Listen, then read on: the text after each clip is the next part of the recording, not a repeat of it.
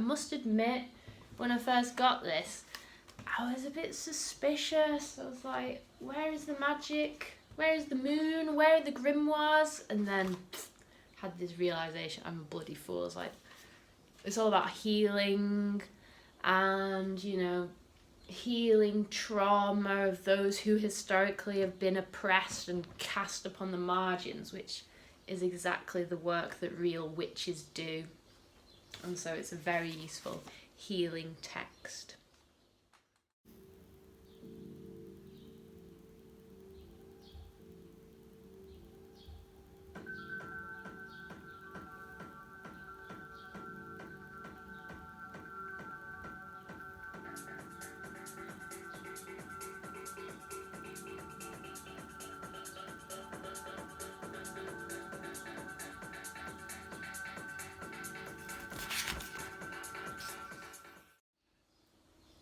Hello everyone, it's me, your gal, Rosary, coming with a Wistic Wednesdays. It's actually Friday today. I didn't do a video this Wednesday because, as you can see, I've been pretty damn busy. Me and my partner Desmond, writing a kinky story, decided to put it all on the walls. Got some cool collages going in there and it's very saucy. But anyway, enough of that, you'll hear about that when it's ready. What I want to talk about today, just a little quick one. I want to talk about this very magical zine that's come into my possession lately. Well, I've had it a while, but I've been dithering. Let's see, does it look better with a blue background? Yeah, anyway, this zine. So, it's called Witch. It's packed to the rafters with like tips, resources, organisation, all working in the realm of like transformative justice, somatics, accountability, disability justice, and it's also got some amazing images, pictures of like magical altars, and it comes from the Royal Academy of Art in The Hague in the Netherlands. So basically in winter and in spring, let me turn down the tunes.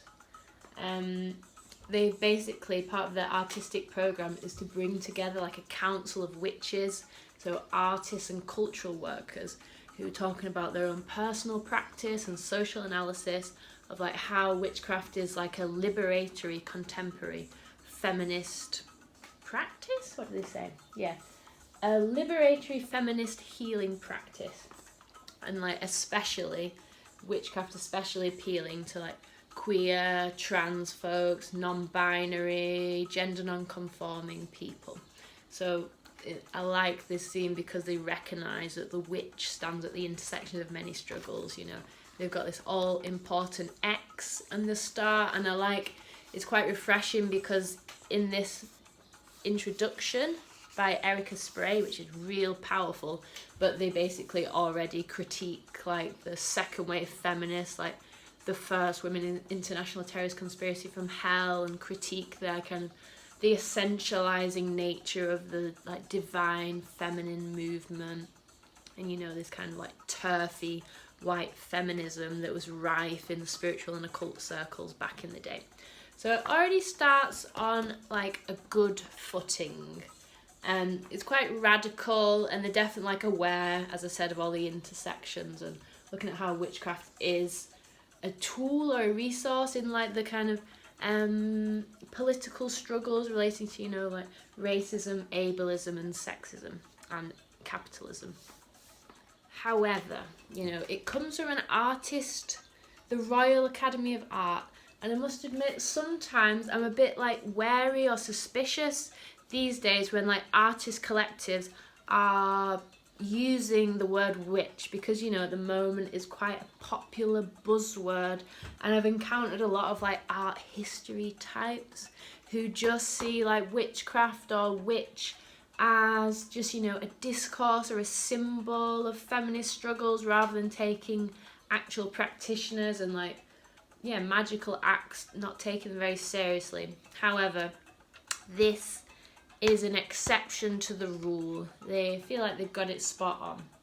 So there's a lot of, well, as I said, this is kind of, it accompanies a series of lectures. They had some in winter, and they had, oh, I've lost my notes, like Sylvia Federici, it's on the back, how helpful. Sylvia Federici, Dana Linson, Melanie Bonaggio, I should say it's right, but basically Melanie seems to be like the chief witch convener, bringing all these different witches together in the digital coven.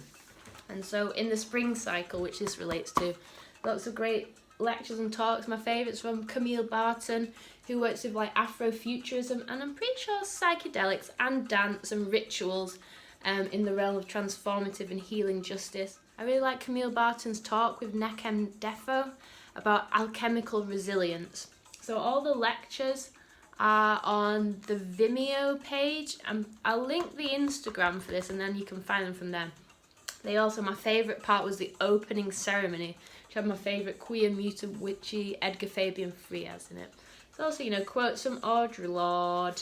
They've got some good stuff from Staci Haines, who works in the realm of somatics. What else is in here?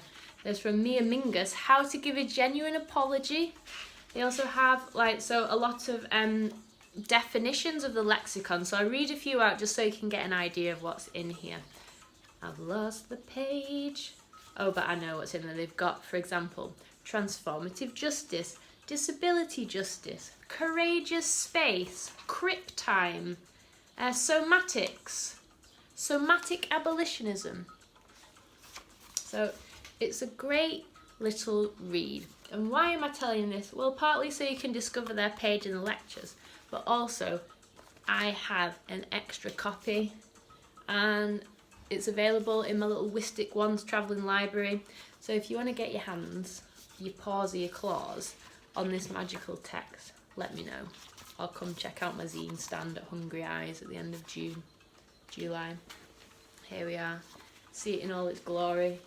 Thanks for watching.